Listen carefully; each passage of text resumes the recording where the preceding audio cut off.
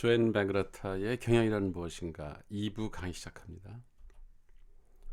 2부는 경영의 실행, 경영의 실행이라는 주제인데요. 5가지 토픽이 있습니다. 첫 번째가 현실 직시. 여기서는 어떤 숫자가 왜 중요한가? 경영에서 숫자라는 것이 어떤 의미가 있는지 자세히 살펴보는 시간을 가질 거고요. 두 번째, 6번째 토픽은 이제 진정한 핵심. 사명과 측정 도구들, 그리고 7번째 미래의 베팅, 그래서 혁신과 불확실성에 대한 이야기를 할 거고요. 8번째 경영의 성과 내기, 당신이 먼저 집중하라. 그리고 이제 9번째로 인적 자원 관리, 어떤 가치들이 중요한가를 마지막으로 2부 강의를 마무리할 겁니다. 먼저 5번째 토픽이죠. 현실 직시, 어떤 숫자가 왜 중요한가? 그 아인슈타인이 이런 말을 했어요. 셀 수 있다고 모두 중요한 것은 아니다. 마찬가지로 중요한 것이라고 모두 셀 수 있는 것도 아니다. 그죠? 그 숫자라는 것이 셀 수 있다는 말은 측정이 가능하다 그런 말하고 대체할 수 있겠죠. 그러니까 우리가 자로 재든지 뭐 하나나 개수로 세든지 어쨌든 그 수치로 바꿀 수 있다라고 하면 뭔가 중요할 것 같은데 꼭 그런 건 아니다. 그 중요한 것 중에는 우리가 셀 수 없는, 특히 이제 인간의 심리라는 걸 셀 수는 없겠죠. 그래서 중요한 것이라고 해서 모두 셀 수 있는 것도 아니다. 그러니까 숫자에 대한 어떤 그 맹신적인 태도 이런 거는 이제 경계하자는 거죠. 그러니까 숫자가 중요하긴 해요. 그렇지만 숫자가 모든 것을 다 대변하는 건 아니다. 그 다음에 그 피터 드러커가 한 유명한 말이 있죠. 측정할 수 없는 것은 관리할 수 없다. 그 경영에서 수치화한다는 것이 구체적인 어떤 지침을 제공하기 때문에 경영학을 하는 사람들은 수치 개념이 밝아야 됩니다. 근데 일반적으로 사회과학, 인문 사회과학 하는 사람들이 수학을 싫어하죠. 하지만 피해갈 수 없습니다. 여러분들이 유능한 관리자가 되려면, 또 유능한 경영인이 되려면 수치에 밝아야 돼요. 특히 요즘에 그 데이터 사이언스, 그 빅데이터라고 보통 그러죠. 데이터 사이언스, 그 다음에 데이터 어널리틱스, 이런 것들이 숫자하고 상당히 밀접한 관련이 있습니다. 그래서 싫어도 여러분이 유능한 경영이 되려면 수학을 잘 해야 됩니다. 그 숫자라는 거는 사람들이 실제로 어떤 행동을 하는가, 그거를 대변해서 나타내 주는 거예요. 특히 인간의 생각, 논리적인 사고, 이런 것을 표현해 주는 게 숫자입니다. 그래서 우리 경영에서 숫자라는 것이 어떻게 쓰이고 있는지 좀 몇 가지 예를 가지고 살펴보기로 하죠. 식스 시그마라는 말 들어봤을 거예요. 이 품질 경영의 이제 그 대표적인 말이 되는데요. 그러니까 한 기업이 식스 시그마를 구현할 수 있으면 그러면 상당히 고품질의 제품을 만들고 있다. 그러니까 뭐 생산성을 이루 말할 수가 없겠죠. 품질이 좋으면서 물건을 잘 만들어내야 될 테니까는요. 그래서 식스시그마라는 게 무슨 의미냐면은 그 여러분이 그 통계에서 정규 분포라는 게 있죠. 이렇게 가운데 중앙값, 민, 평균값이 있고 평균을 중심으로 값들이 가운데 이렇게 집중이 돼 있죠. 그래서 1시그마 안에 들어가면 이게 68%, 68%의 값들은 일반적인 사회 현상들은 1시그마 내에 68%의 값들이 모여 있습니다. 그러니까 중앙 그 평균 값을 중심으로 값들이 몰려 있다는 거죠. 그래서 이걸 좀 더 확장을 하면은 2 시그마, 2 시그마까지 포함하면은 이게 95%로 대폭 드러나죠. 95%. 그러니까 웬만한 것은 거의 다 포함이 된다는 얘기예요. 그 다음에 3 시그마, 3 시그마까지 나가면은 99.7% 값들이 다 포함되고, 그러니까 이 평균에서 벗어나는 값은 이쪽에 아주 미미한 거죠. 양쪽으로 조금씩. 그러니까 0.3% 정도만 예외적인 것이 발생하는 거죠. 그래서 이렇게 1시그마부터 6시그마까지 계속 이렇게 그 범위를 이렇게 확장하다 보면은 점점 포함되는 그 중앙값의 저기 평균에 포함되는 값의 범위가 넓어지겠죠. 그래서 이 표에서 보면은 뮤 이 평균값 6 시그마가 되면은 99.999998027%. 이게 무슨 얘기냐면 100만 개를 만들면 그 중에 한 서너 개 그 에러가 생긴다는 거예요. 이게 이제 확률적으로 비교해 보면은 1시그마는 3일 중에 하루 이게 범위에서 벗어난다. 3주 중에 하루 2시그마면, 그다음에 3시그마면 1년 중 하루. 그러니까 극히 그 확률적으로 적어지는 거죠.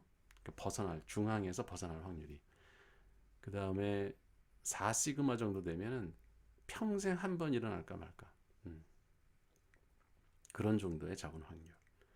그 다음에 5시그마면은 5,000년에 한 번. 우리 한국의 역사가 5천 반만 년 역사라고 그러죠. 그러니까 한국 역사상 한 번 일어날 만한 사건. 그렇게 아주 작은 거예요. 이게 확률이라는 게. 그러니까 6 시그마 하면은 150만 년 중, 그러니까 인류 유인원 출현 이래에 한 이틀 정도 일어날 수 있는 일.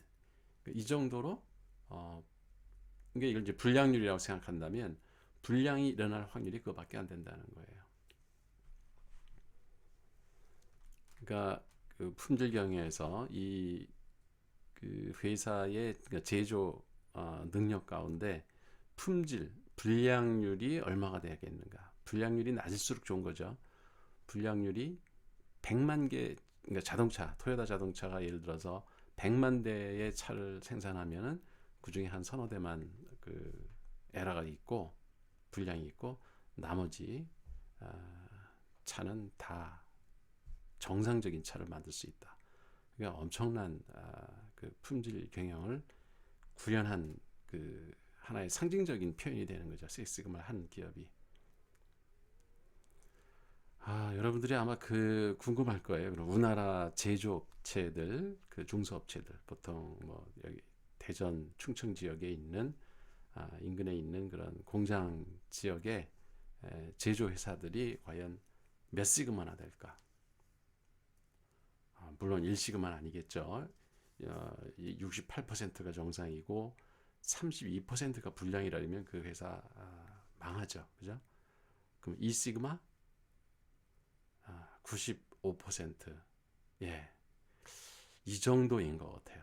제가 그 기업 컨설팅을 해보면 불량률이 10%는 안 돼요.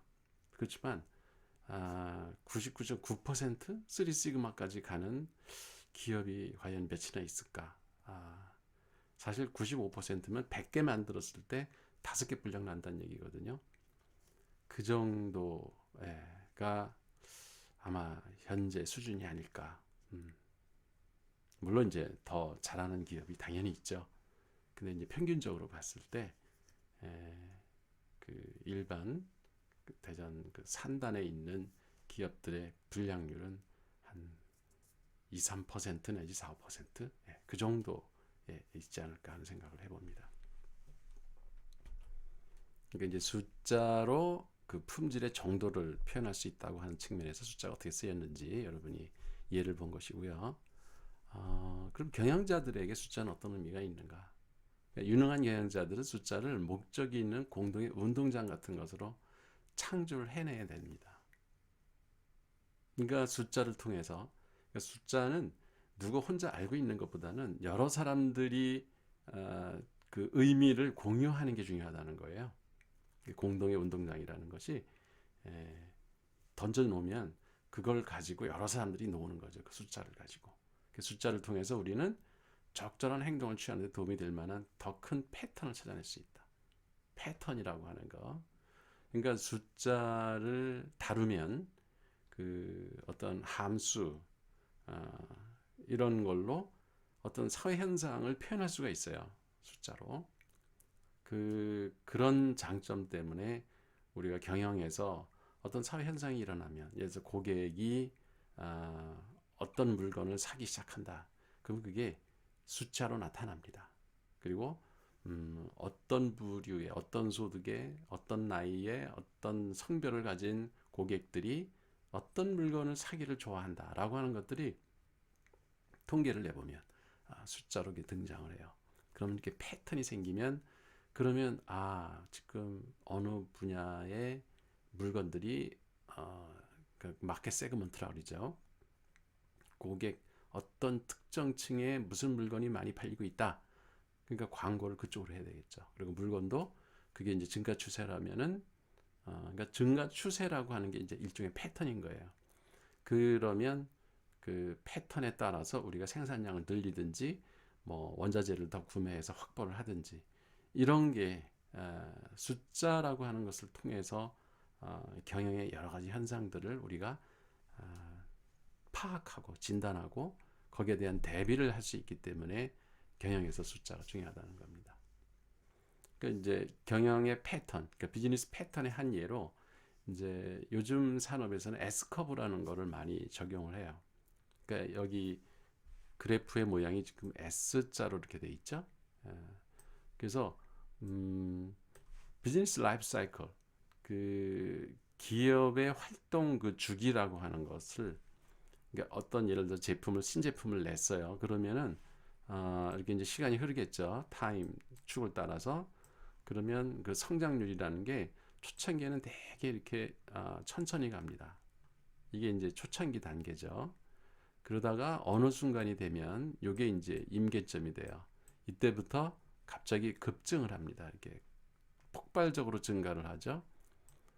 근데 이게 이제 영원히 지속되는 게 아니라 어느 시점이 가면 다시 또 이제 변곡점이 생기죠.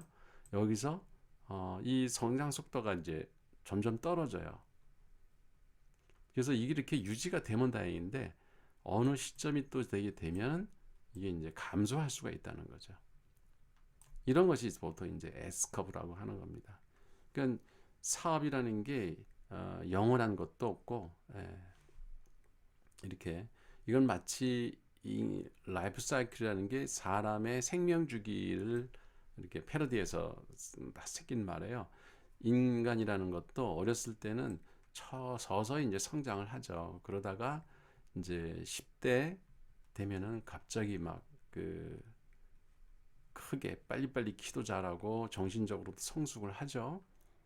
그래서 30대, 40대가 지나면 이게 이제 성장 속도가 점점 느려져요. 이제 키도 안 크겠죠, 이때는. 그러다 이제 나이가 들어서 한 7, 80대 되기 시작하면은 이게 이제 감소할 수도 있겠죠. 몸이 쪼그라들고 정신적으로도 자꾸 뭐 잊어먹고 치매가 걸리고 이런 그 생명 주기가 우리 그 생물체에도 있고 이런 기업 어떤 제품도 이렇게 된다는 거죠. 그래서 여기 제품 뭐 마켓 라이프 사이클 페이스도 보면은 S 커브를 이렇게 그린다는 거예요. 그러니까 여기 스타트업 처음에 창업했을 때 그러다가 급성장 단계로 들어가죠. 여기서부터. 사실 여기까지 버틸 수 있는 자금력은 있어야 되는 거예요. 기술력과 자금력, 그 다음에 기업이 재정적으로 버틸 수 있는 힘이 있어야 돼요. 왜냐하면 요 그 스타트업 단계를 못 넘겨서 좋은 기술이나 좋은 제품이 사양되는 경우도 있거든요. 그래서 어쨌든 이 성장 단계에 들어가면 급격히 이제 기업이 또는 제품이 이렇게 시장에서 막 그 성장을 합니다. 그러다가 이제 머처리티 단계, 성숙 단계에 들어가면 이때부터는 성장 속도가 급격히 느려지면서 평평하게 가죠. 그러니까 이제 이때는 빨리 다른 제품을 대비해야 되는 거예요. 그래서 이 성장 단계에 있을 때 또 다른 제품을 또 이렇게 시장에 내놔서 또 S커브를 또 그것도 그리겠죠. 그러니까 이런 식으로. 그리고 이제 또 제2, 제3의 제품들을 계속 이렇게 시장에다 내놔가지고 라이프 사이클이 그 기업 전체로서는 어느 수준 이상을 항상 유지할 수 있도록 신제품을 계속 내놔야 되는 거죠. 이게 이제 S커브. 그러니까 S커브라는 것이 숫자로 저게 그래프로 그린 거잖아요. 그래서 그 함수를 찾아내는 게 이제 패턴을 발견하는 거죠, 경영에서. 그래서 경영이라는 거는 그러면 숫자냐? 뭐 여기 그 보통 우리 경영대에서 배우는 중요한 과목 중에 회계학이라는 게 있고 재무관리라는 게 있죠. 그리고 통계, 그리고 경영수학 이런 수학 관련 과목들이 경영학과에도 많습니다. 그래서 대표적인 게 이제 회계죠. 회계를 모르고 경영을 한다? 그건 말이 안 되죠. 여기 보면 뭐 기업의 연간 총 생산량, 무슨 연간 작업 시간이 얼마나 되는가, 그죠? 이거에 따라서 임금도 계산하고 뭐 최저임금 계산 이런 거를 다 이런 게 작업 시간 가지고 계산하거든요. 그 다음에 이제 실제 기업에서 어떤 그 제조 활동, 생산 활동을 할 때 들어가는 뭐 조립 시간, 뭐 끼우는 시간, 부품 뭐 이렇게 결합하는 시간, 뭐 관리 시간, 기계 사용 시간 이런 것들이 있습니다. 그리고 뭐 감가상각비라든가 이것도 계산할 수 있어야 되고요. 그러니까 이런 것들 숫자들을 우리가 배우는 게 경영학 커리큘럼에 다 들어가 있어요. 여기 문제 생산관리 숫자들도 있고 재무 숫자들도 있고 회계 숫자들도 있고요. 여기 보면 뭐 소요 시간 이런 것들도 있죠. 자재 구입하는데 얼마나 걸리나, 검수하는데, 또 뭐 부품 관리하는데, 품질 검사하는데, 또 공장 관리하는데 얼마나 시간이 걸리나, 이런 수치들을 알아야 과학적으로 기업에서 일어나는 일들을 분석하고 과연 우리가 효율적으로 일하는 건지, 생산성이 있는 것인지, 그리고 수익이 남는 건지 이런 것들을 따져볼 수가 있거든요. 자, 이쪽에 오른쪽의 표는 그 보통 기업의 이제 가치 계산을 할 때, 저번에 그 가치에 대한 기억 나나요? 물건 가격은 P라고 한다면 이거에 대해서 고객이 느끼는 가치, value라는 게 가격보다는 커야 그 고객들이 물건을 사겠죠. 그리고 우리 기업이 이익을 남기려면 코스트, 원가보다는 가격이 높아야 되겠죠. 이게 이제 윤석철 교수의 이론이에요. 자, 여기서 그럼 이제 그 원가, 코스트를 한번 따져보자고요. 이 코스트를 어떻게 계산하냐면 보통 그 직접 그러니까 직접비가라는 것이 있고, 그러니까 재료비와 노무비가 있겠죠. 무슨 물건을 만들려면 사람이 투입돼야 되니까 노무비가 투입되고, 그 다음에 원재료를 구매해 왔을 테니까 그 원재료, 직접 재료비라는 게 있죠. 여기에 이제 그게 합쳐서 이제 직접 원가를 형성하는 거고요. 여기에 보면 이제 전기세도 들어가고 물세도 들어가고 뭐 공장 관리비, 청소비, 그리고 이제 여기 그 관리하는 사람들 인건비, 이런 이제 제조 간접비가 추가된단 말이에요. 이걸 합쳤을 때 이걸 제조 원가라고 그래요.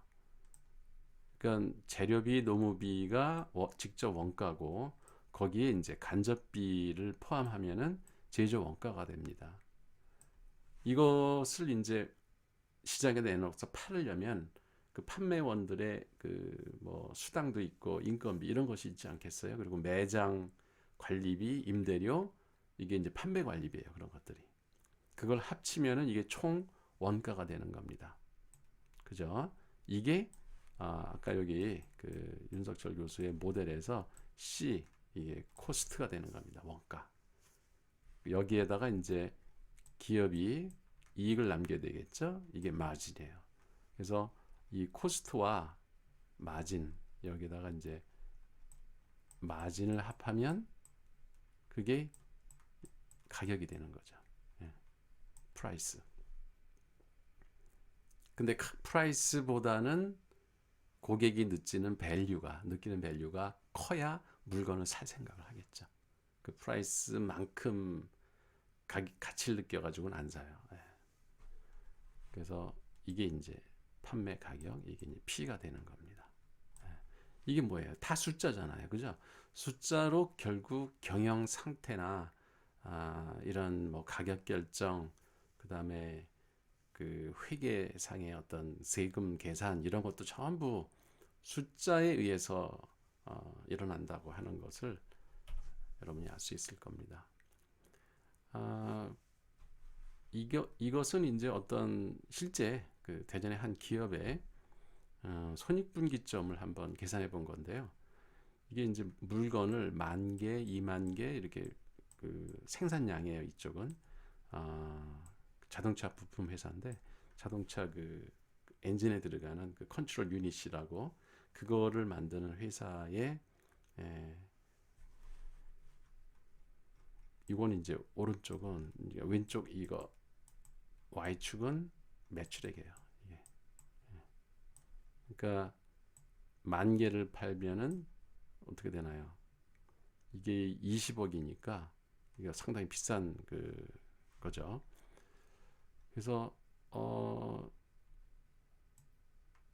요게 이제 비용이거든요. 초록색 색깔이 이게 비용이에요. 그러니까 처음에는 한 2만 여기가 요쯤이면 한 25,000개 되죠. 25,000개 이하로 생산을 해가지고서는 적자가 나는 거예요. 이거는 매출이고 밑에 거 파란색은 위에 거는 초록색은 비용이거든요. 그러니까 이게 원가예요.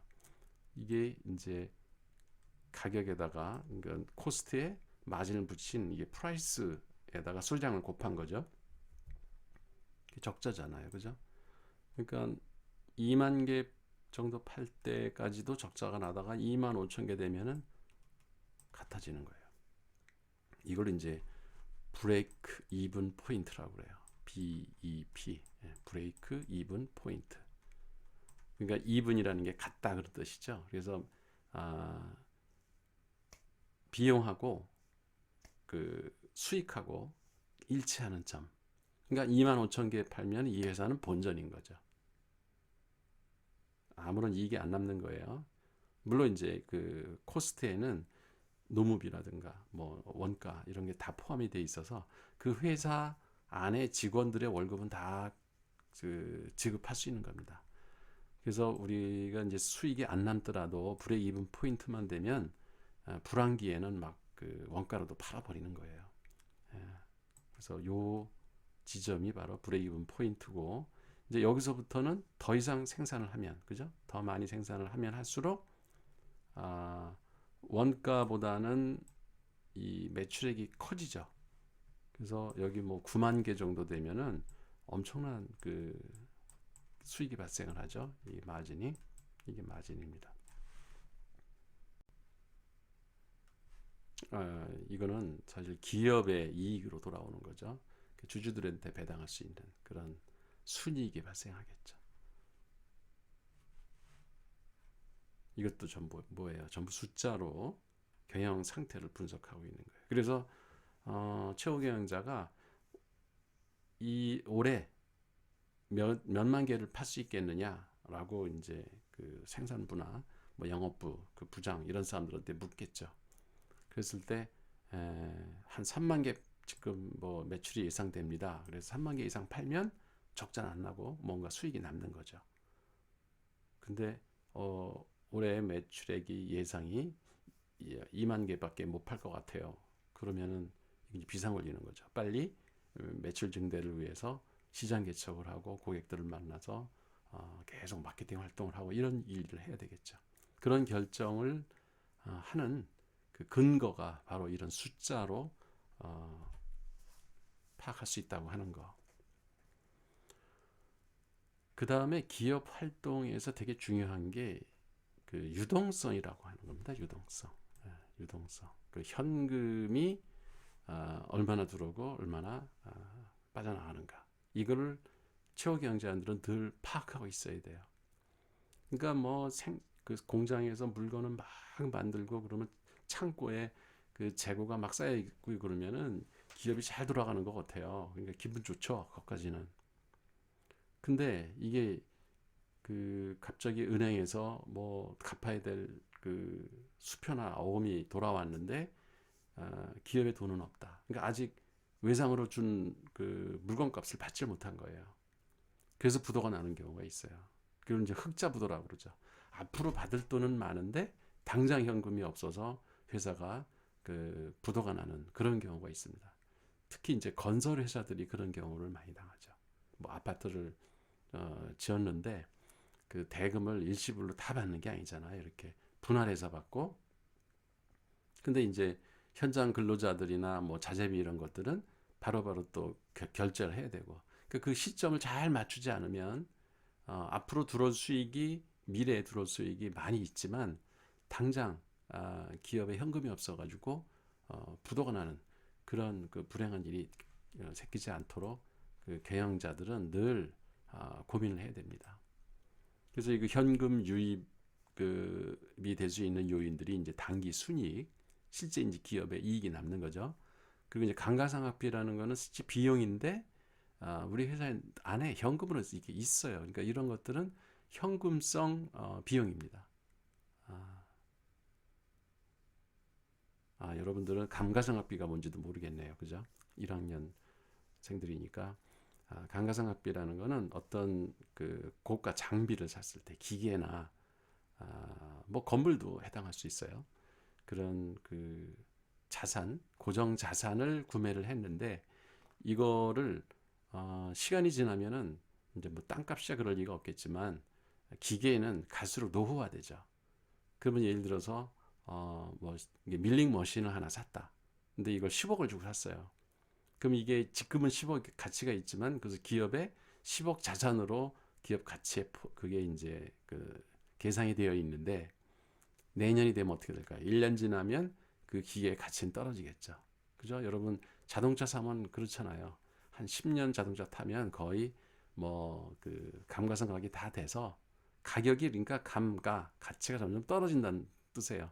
근데 그 떨어지는 것을 보상을 해놔야 그 10년 후에는 그 돈으로 다시 그 기계를 살 수 있지 않겠어요?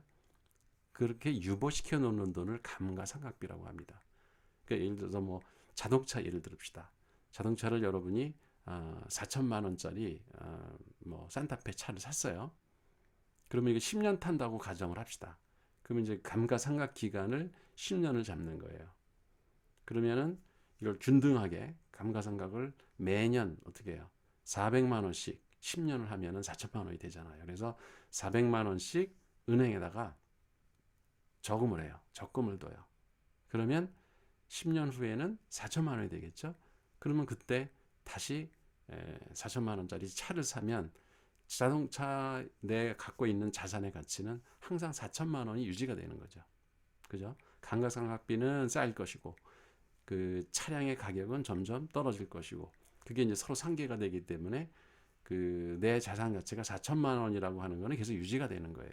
이게 이제 감가상각비의 개념입니다. 물론 이제 감가상각을 뭐 조기에 많이 해가지고 한 2천만 원 1년 차에 하고 그 다음 차에 1천만 원 하고 3년 차에 또 1천만 원으로 해서 한 3년 만에 감가상각비를 다 저금해 놓고 나머지 기간 동안 감가상각비를 잡지 않는 뭐 이런 가속상각법 이런 것도 있고 그런데 그건 이제 원가 회계나 여러분이 이제 회계 시간에 배울 거고 여기선 그 정도로 어떤 고정 자산을 구매했을 때 그 미래의 가치가 그러니까 가격이 자꾸 떨어질 걸 감소할 거를 예상을 해서 사내에다가 그 자산을 대체할 만한 돈을 쌓아두는 것을 감가상각 충당금이라고 하고 그렇게 생긴 비용을 감가상각비라고 해요. 그러니까 말은 비용이지만 실제 기업에는 그 현금이 쌓여 있는 거죠. 그래서 현금 유입으로 잡는다는 겁니다. 그 재고 자산이 감소하고요. 그 다음에 그 재고 자산이 감소한다는 얘기는 현금이 들어온다. 물건이 팔린다는 얘기죠. 그래서 현금에 유입이 되는 거고 외상 매입금의 증가, 외상 매입금. 그러니까 물건을 들여왔는데 돈을 안 주는 거예요. 그게 외상 매입금이잖아요. 그러니까 외상으로 사는 거예요. 그게 증가한다는 얘기는 우리 현금이 안 나간 거예요. 근데 그 물건은 원자재는 들어와서 우리가 그걸 생산을 해가지고 물건을 팔아서 현금을 받으면 또 현금이 또 들어올 수 있겠죠. 그래서 외상매입금이 왜 외상금인데 이게 현금이 유입되는 거냐? 그러니까 지금은 현금 유입 요인들이라는 게 현재 회사의 통장에 그 남아 있는 돈을 얘기하는 거예요. 그러니까 외상매입금이 증가한다는 얘기는 나가야 될 돈이 안 나간 거니까 현금이 유입된 효과를 준다는 거죠. 미지급 어음 마찬가지죠. 어음으로다가 무슨 공사대금이라든가 뭐 그 용역비 이런 거를 지급을 해야 되는데 어음을 줘요. 근데 어음은 미래에 은행에서 이제 찾아갈 거기 때문에 당장은 현금이 바깥으로 나가지 않는 거죠. 그래서 우리 회사 내에는 그 현금이 유입되는 효과를 준다는 거예요. 이런 것들이 이제 현금 유입이라는 거죠. 그리고 이제 고정자산, 그래서 공장이라든가 기계 이런 것들을 매각 처분을 하면 현금을 받았다. 그럼 이익이 생기겠죠? 그것도 현금 유입 요인이 되는 거고요. 그 다음에 장기 차입금, 뭐 10년, 그러니까 5년짜리 채권을 발행한다든지 은행에서 장기적 채권을 그러니까 차입을 해요. 부채를 얻는 거예요. 그러면 차입금이 생기는 만큼 그만큼 현금이 우리 회사로 들어오죠. 사채를 발행해도 신주를 발행해도 그 현금이 이제 들어오는 거예요. 그래서 현금 유입 요인들이 이런 요인들이 있다는 것. 그래서 그 경리과에서 일하는 사람들은 회계 과목 가운데 이런 것들을 잘 살펴봐서 전체 우리 회사의 이번 달 현금 유입 요인이 뭐가 있을까 이런 거를 한번 계산을 해보고요. 그러면 이제 사업을 시작할 때 그러니까 연초에는 기초 현금이라는 게 있죠. 그러니까 작년 말에 남아 있는 현금 거기에다가 이렇게 현금 유입 요인들이 추가가 되면 그러면 이제 그 기업의 총 갖고 있는 기말 그러니까 현금이 생기겠죠. 우리 갖고 있는 현금이 얼마인가.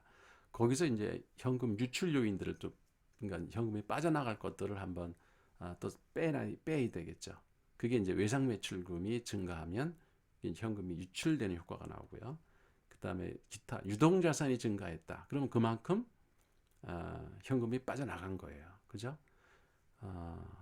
또 지급어음이 감소했다. 그럼 돈을 줬잖아요. 현금을 줬으니까 지급어음 부채니까 부채가 줄어들었다는 얘기는 현금이 빠져나갔다는 얘기예요. 그 다음에 이제 건물 기계 설비를 취득했다. 그럼 현금을 지급했겠죠. 현금이 빠져나가는 거예요. 무형 고정자산을 취득했다. 이런 것도 현금이 빠져나가는 거죠. 취득한 것들은 다 빠져나가는 거예요. 이런 것이 이제 투자 활동으로 현금이 빠져나가는 것들이고요. 그 다음에 이제 재무 활동, 그러니까 배당금을 지급한다든지 이자를 지급한다든지 그러면 현금이 또 빠져나가겠죠. 그래서 이렇게 기초 현금, 그러니까 회계 연도가 시작할 때 기초 현금, 이건 이제 매달이 될 수도 있어요.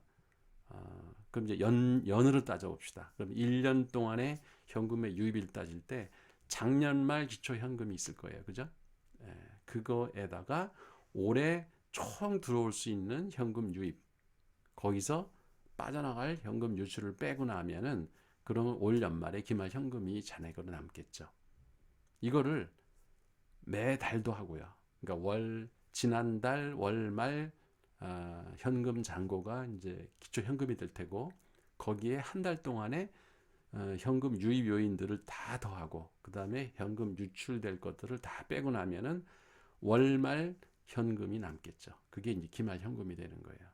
이런 작업을 그 현금 그 흐름을 이 격리 담당자, 회계 담당자는 늘 하고 있어야 됩니다. 일 단위로도 해야 돼요. 그래서 어제 저녁에 현금 잔고 그리고 이제 오늘에 이제 들어올 돈, 그다음에 빠져나갈 돈 다 제하고 나면은 올 저녁 때 회계 그 마감을 할 때 남는 돈이 얼마인가. 이거를 항상 계산을 하고 있어야 그 갑자기 뭐 부도 처리가 난다든지 은행에서 경고장을 받는다든지, 이제 물론 뭐 하루 만에 부도가 나지는 않습니다. 뭐 1차 부도, 2차 부도 이런 식으로 은행이 유예를 해주긴 해요. 그렇지만 어쨌든 그런 일을 당하는 것 자체가 기업의 신용도를 떨어뜨리고 불안하죠. 이렇게 되면. 그러면 이런 사실을 아는 직원들도 이거 뭔가 우리 회사에 유동성에 문제가 생겼네 이런 생각을 하고, 그러니까 이 사장이나 아니면 최고 경영자들은 이런 현금의 흐름을 늘 파악을 하고 있어야 됩니다. 그래서 요즘엔 뭐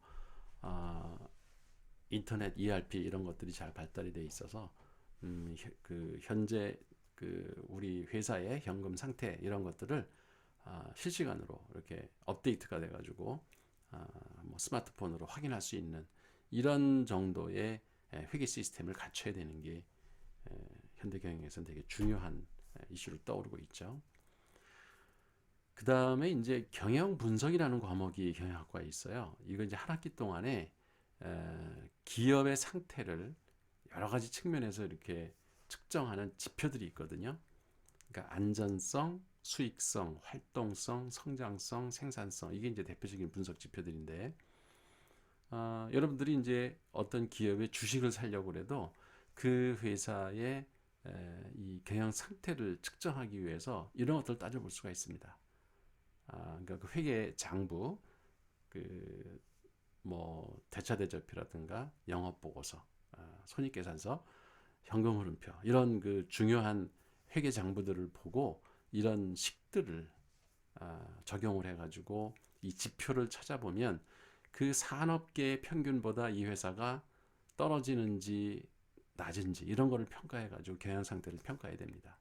예를 들어서 안전성, 이게 이제 아까 얘기한 그 유동 비율, 뭐 부채 비율 이런 거 가지고 안전성을 측정을 하거든요. 그래서 안전성이라는 거는 유동 비율을 유동 부채로 나눈 겁니다. 그래서 여기 이 회사 예를 보면 2009년부터 2014년까지 166% 유동 비율이 이건 높을수록 좋은 거예요. 200%가 좋은데 갈수록 이게 지금 떨어지고 있죠.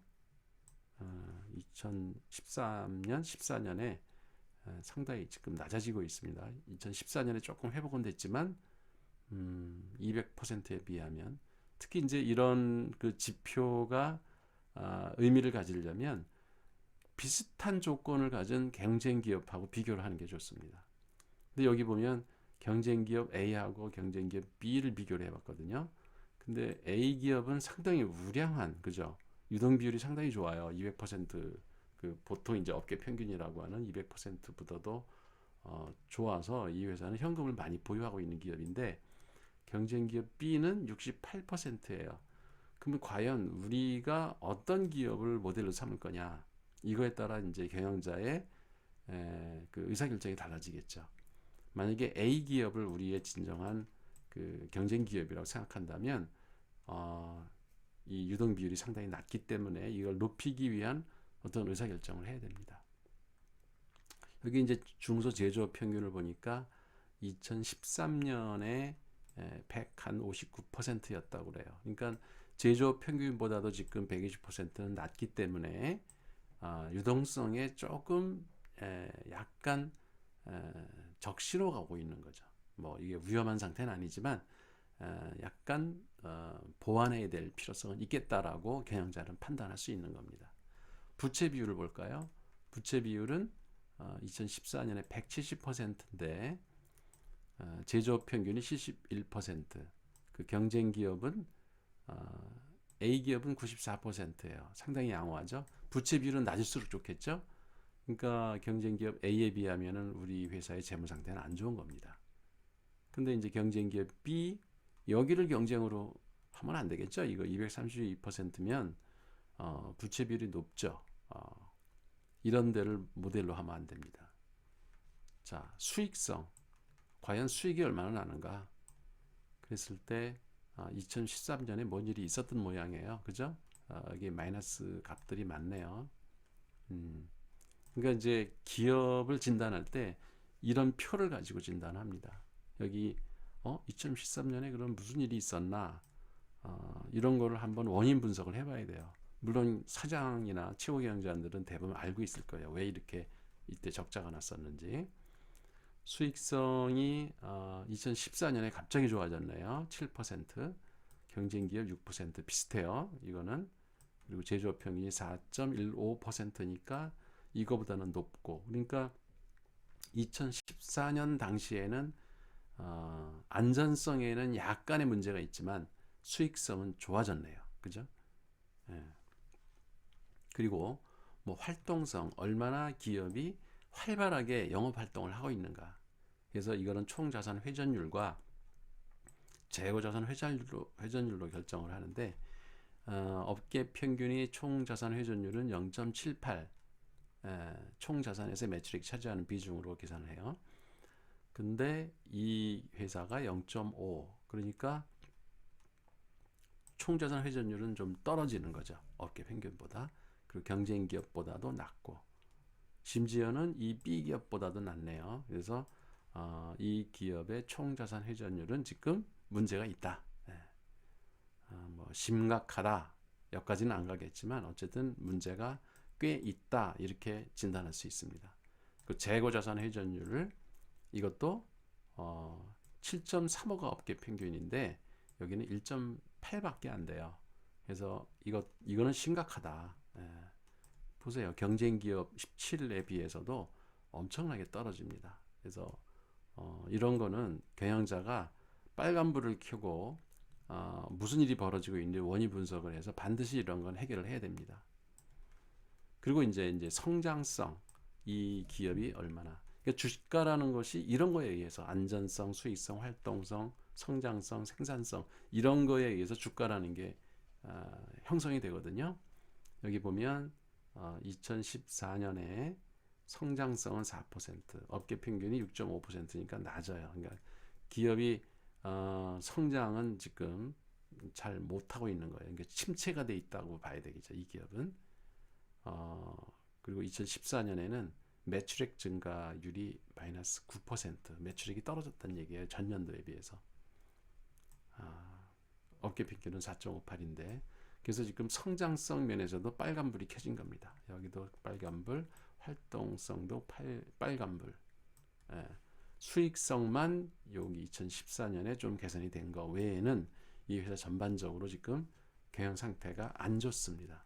생산성, 생산성은 이게 1인당 부가가치, 뭐 부가가치율, 인당 인건비, 이런 것들로 여러 가지 지표로다가 평가를 하는데, 1인당 부가가치가 5만 천, 아마 이게 100만 단위일 거다. 5천만 원.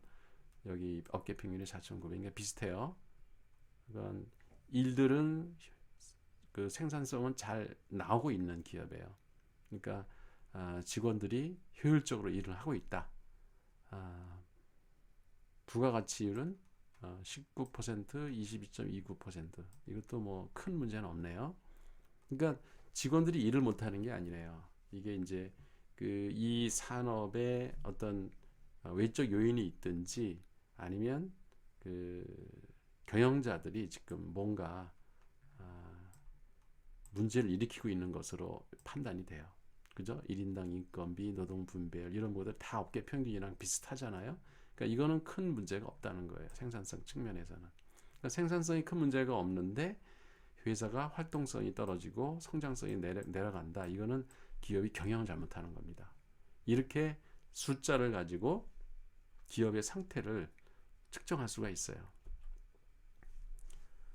자, 그러면 과연 이런 숫자라고 하는 것이 그 기업의 경영 활동에 어떻게 적용되어 왔는가, 역사를 한번 개략적으로 살펴보면, 이미 중세에 이탈리아 지중해 무역, 그때 복식부기라는 게 나왔다고 합니다. 복식부기가 뭔지는 회계 시간에 여러분들이 자세히 배우기로 하고요. 이게 1493년, 그러니까 중세 말이죠, 그죠? 이 베네치아 승려 루카파치올리라고 하는 그 이탈리아의 그 승려가 이 복식부기 그 계산하는 방법을 발견을 했대요. 그리고 이때 계정 과목이라는 것도 만들어졌습니다. 물론 아주 이제 기본적인 계정 과목들이 이때 이제 생긴 거죠. 그러니까 회계의 역사는 한 600년 되는 겁니다. 그죠? 그리고 이제 1800년대에 와서 재고 자산을 평가하고 제조 간접비, 아까 기억하죠? 제조 직접비라는 게 있고 간접비를 어떻게 배분할 것인가, 이런 개념들이 등장을 했다고 합니다. 그리고 노무비, 사람의 그 노동의 가치를 어떻게 그 원가로 따지는가, 이런 것들을 계산할 수 있는 그런 회계 개념들이 1800년대에 등장을 했대요. 심지어 감가상각 개념도 등장을 했다고 합니다. 그리고 이제 1900년대 초에 이 1905년, 1910년 요때죠. 요때 그 테일러리즘이라고 이 동작을 분석해서, 그러니까 인간의 활동 그 단위를 이렇게 초 단위로다가 쪼개 가지고, 예를 들어서 이제 그 석탄을 삽으로다가 이렇게 풀 때 삽을 잡는데 몇 초, 삽을 석탄을 갖다가 푸는데 몇 초 걸린다. 그리고 흙더미에다 이렇게 던지는 그 시간이 몇 초. 이런 식으로 행동을 하나하나 이렇게 동작들을 다 쪼개가지고 몇 초씩 걸리는가를 개인별로 다 이렇게 측정을 하는 겁니다. 그럼 이제 어떤 평균값이 나오겠죠. 그래서 어떤 사람은 삽질을 하는데 총 걸리는 시간이, 그러니까 한 삽을 떠서 이렇게 그 석탄 그 더미에다가 이렇게 쌓는데 걸리는 시간이 예를 들어 30초가 걸리는데 평균, 어떤 사람은 이게 45초가 걸린다. 그러면 이 사람은 15초만큼 일을 못하고 있는 거죠. 근데 어떤 사람은 20초밖에 안 걸려가지고 이 삽질을 한다. 그러면 그 사람은 일을 잘하는 사람이죠. 그러니까 그런 사람한테는 급여를 더 주고, 그렇잖아요. 하루 총 양으로 계산하면은 30초씩 계산했을 때 엄청난 차이가 생기겠죠. 그 하루 총 생산량으로 보면. 이런 식으로 동작을 분석해서 이게 수치를 이제 경영에다가 도입하기 시작한 거죠. 예, 생산 관리 측면에서 숫자가 도입된 아주 그 중요한 사례인 거죠. 이런 과학적 관리를 숫자에 의해서 기업을 경영하는 이런 게 시작된 게 이제 1900년대 초다는 겁니다. 근데 1910년대에 회계 개정, 현대식 회계 개정들이 이제 이때 상당히 많이 정리가 됐고, 이제 재무제표라는 게 이제 대표적인 게 손익계산서, 그 다음에 그 제조원가 명세서, 그리고 대차대조표, 기업의 자산 상태를 표현하는, 그리고 이제 현금 흐름표, 이런 것들이 현대의 이제 회계 이런 그 재무제표들이 등장한 게 이제 1910년대라고 해요. 그 20년대에 이제 기업의 재무정책이라 해서 재무이론이 등장을 합니다. 재무이론과 기법이 정리가 돼요. 그러니까 재무관리라고 하는 과목에서 배우는 것들이, 그 재무라고 하는 거는 대개 자금을 어떻게 조달하고 어떻게 투자하고 예산을 어떻게 짜고, 그리고 미래에 어떤 그 뭐 연금을 계산하고 그 기업의 가치를 계산하고, 이런 것들이 이제 재무 이론입니다. 이거의 기초들이 그 듀잉이라고 하는 학자가 쓴 기업의 재무 정책이란 책이, 이게 이제 이때까지만 해도 뭐 한 그 1920년대부터 한 4, 50년 동안 이게 그 전형적인 재무관리 교과서라고 했다고 합니다. 이런 게 이제 1920년대에 재무관리 이론이 등장을 했고요. 그리고 이제 1950년대에 투자 분석 기법이라든가 자산관리, 기업 평가 모형, 이런 것들이 등장을 했어요. 이것들도 대부분 이제 재무관리에 들어가는 것들이, 자산관리는 이제 회계 쪽으로 들어가고요. 그다음에 1960년대, 이때는 이제 2차 대전 때 그 군수 물자를 조달하고 공급하는 여러 가지 그 기법들이 그 미국 국방성에서 나와 있는 것들, 이거가 이제 2차 대전이 끝나니까 평화 체제에서 이 그 군 시절에 사용했던 것들, 군대에서 개발한 여러 가지 그런 그 경영 개념들을 이제 일반 기업으로다가 대폭 그 이동하는 그런 시기였어요. 1960년대가. 그러니까 미국 경영학의 꽃은 경영과학이다. 이 당시만 해도 1960년대에는. 그래서 매니지먼트 사이언스. 이거가 지금에는 이제 빅데이터 2010년대 빅데이터라는 말로 이렇게 그 바뀐 거죠. 그 다음에 경영과학과 이제 같이 생산 관리 이런 그 수학적 기법들을 OR이라 했어요. MS-OR 그러면 매니지먼트 사이언스와 오퍼레이션스 리서치. 그래서 60년대, 70년대 미국 그 경영학을 공부하러 갔던 그런 그 유학자들, 유학한 분들은 이 MS-OR을 전공한 분들이 많아요.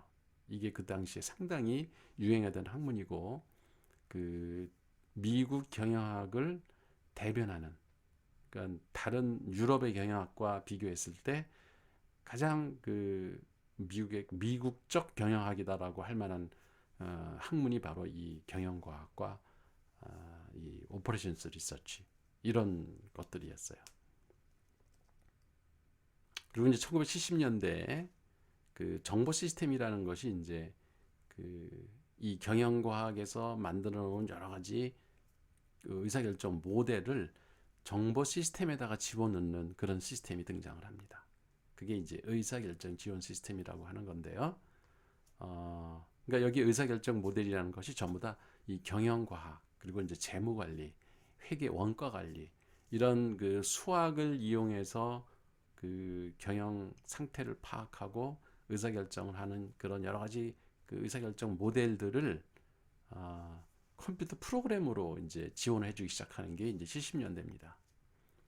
이때도 이제 숫자 중심의 관리 기법들이 상당히 많이 정보 시스템으로 이제 유입이 된 거죠. 1990년대에는 이제 데이터가 쌓이기 시작했어요. 기업에.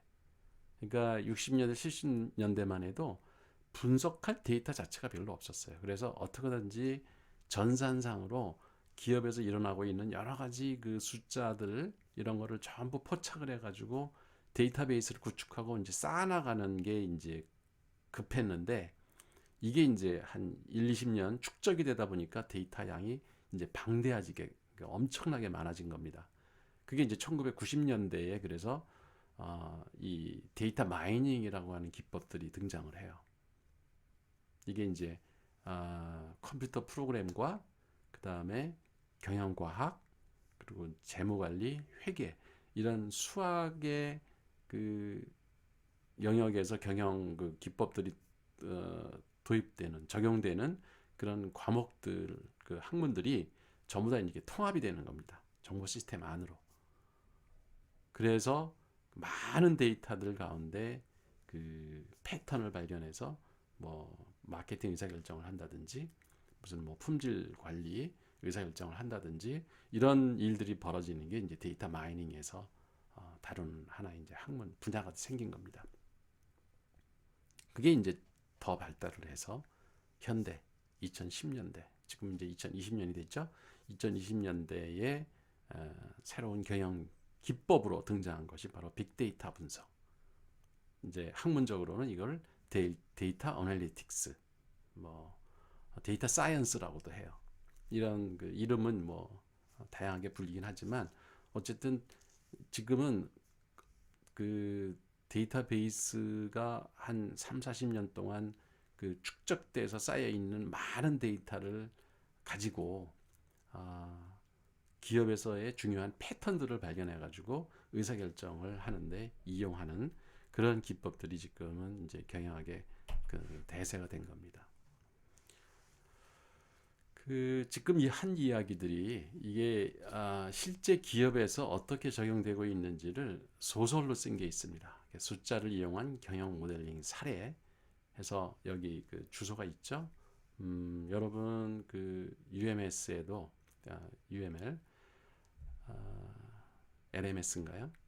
그 학교 그 시스템 거기에도 학습 자료에 이걸 올려놨으니까 이 소설 경영학 원론 책을 읽어보면 그 여기에는 이제 사랑도 있고 그 우정도 있고 그 기업 활동에서 벌어지는 그 임원이나 뭐 그 사원들 간의 갈등 이런 이야기를 끌어나가면서 지금까지 얘기했던 그 수학적 개념, 숫자 개념들을 이용해서 기업에서 어떻게 의사결정을 하고 있는가 이런 그 이야기들이 여기 전개를 됩니다. 그래서 여러분들이 이북으로 구매해서 읽을 수가 있어요. 자, 여기까지 조한 마그레타 경영이란 무엇인가의 2부 이제 5번째 토픽이죠. 전체로 보면 숫자란 경영에서 어떻게 활용되는가 부분 강의를 마치도록 하겠습니다.